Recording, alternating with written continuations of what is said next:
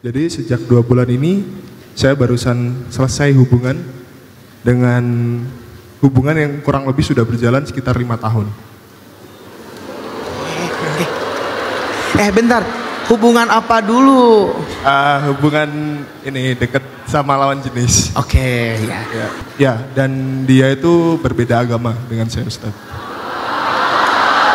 Beda agama. Oh, beda agama. Ya, beda agama.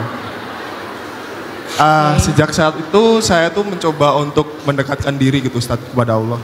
Jadi saya coba untuk menambah ibadah saya, mencoba untuk meningkatkan kualitas ibadah saya.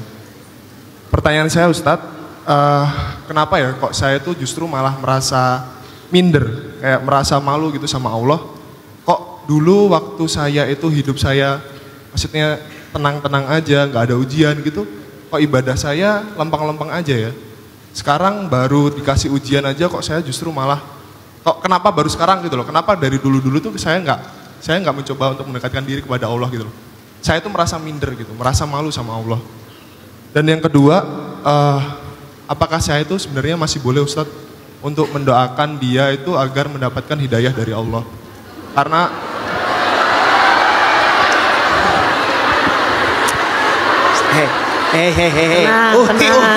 Tenang. Sabar. Dengerin dulu. Hei tetangga. Sabar, tenang. Sabar ya, kan belum selesai.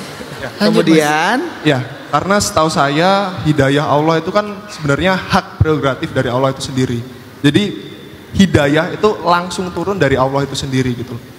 Karena sekarang tuh rasanya saya dihimpit pada 2 kondisi gitu, Ustaz. Yang pertama kondisi bahwa doa kepada Allah itu sepowerful itu, dan di kondisi bahwa saya itu harus ikhlas dan ridho terhadap ketetapan Allah. Jadi saya tuh sebenarnya saya tuh bingung gitu loh, Ustaz. Sebenarnya saya masih perlu nggak sih mendoakan dia agar dia tuh mendapatkan hidayah dari Allah, atau sebenarnya saya tuh ya udah, saya harus menerima bahwa ini adalah jalan yang harus saya ridhoi, yang saya harus ikhlas dan ridho gitu. Iqbal boleh tanya, ini boleh dijawab boleh enggak ya? Saya tanya aja tapi jawabannya ada di Iqbal. Iqbal masih punya rasa? kenapa kalian yang jawab?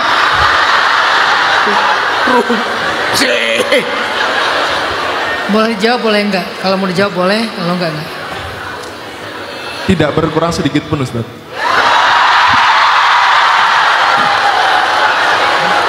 Oke, udah, silakan. Aduh. Kenapa Iqbal. saya tanya tentang rasa? Karena dalam Islam perasaan itu sangat dihargai. Jadi kalau jawabannya tidak berubah sedikit pun, Iqbal harus mendoakan dia. Sebetulnya tanpa rasa juga kita mendoakan semua orang dapat hidayah kan? Apalagi ini punya rasa yang kuat, harus banget doain dia. Semoga ada keajaiban tiba-tiba dia asyhadu an la ilaha illallah. Dianya ngomong gini asyhadu an la ilaha illallah, Iqbalnya ngomong gini saya terima nikahnya.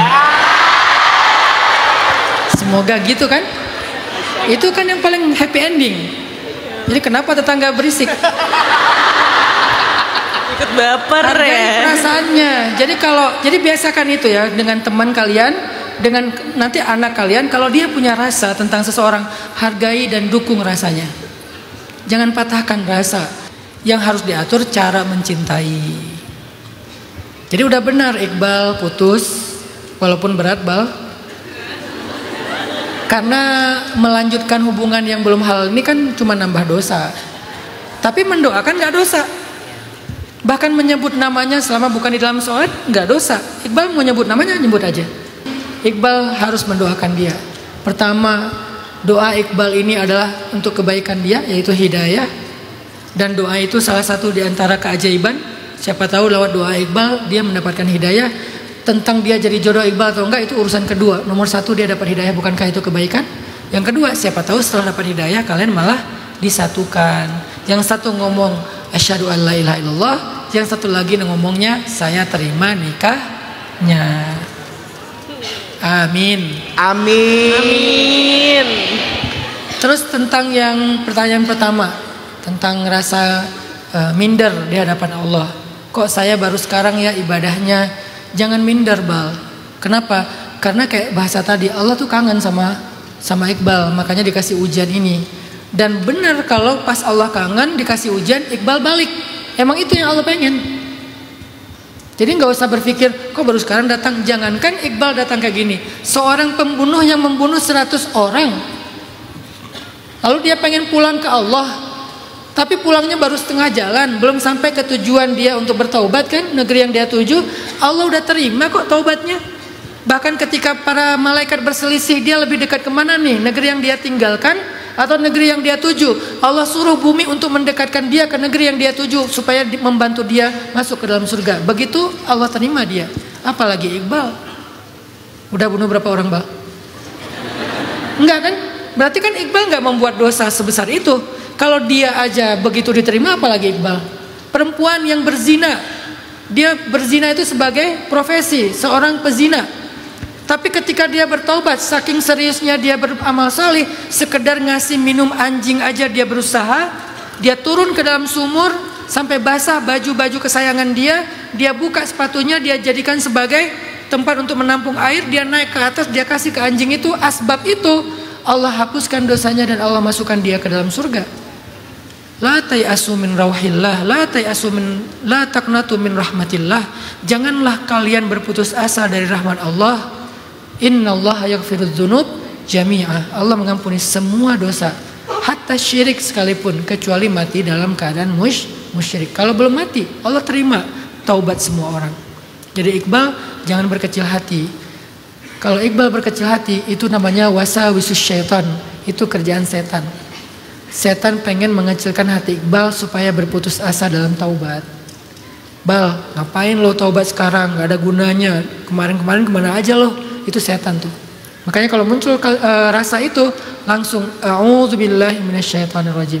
Tapi jangan kencang-kencang kalau ada orang di sebelah. Tadi kira dia setannya ya. Itu jawaban saya. Allahu a'lam.